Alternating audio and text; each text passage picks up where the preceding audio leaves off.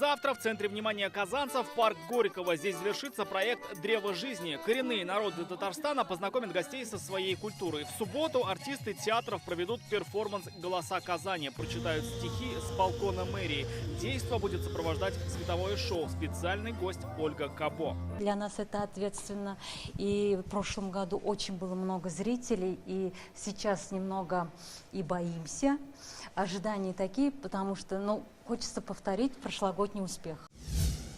В субботу на Марджане откроется фестиваль новой татарской культуры «Сенной базар». В воскресенье на Баумана пройдет первый фестиваль уличных музыкантов, а музыкант со всероссийской славы, лидер группы «Смысловые галлюцинации» Сергей Бабунец выступит на традиционном гастрофестивале на озере Лебяжьем. Гости смогут попробовать широкий спектр блюд от татарской национальной выпечки, мексиканского буррито до модного стритфуда, французских сыров, итальянской пиццы, жареного мороженого, узбекских сладостей и множество других интересных блюд.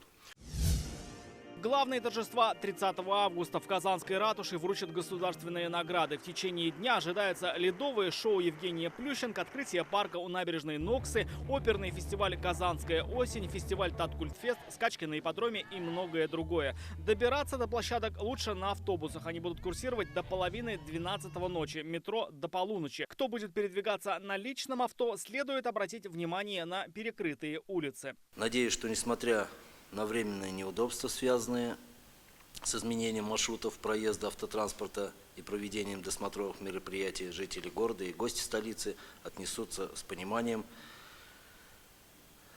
к предпринимаемым мерам безопасности.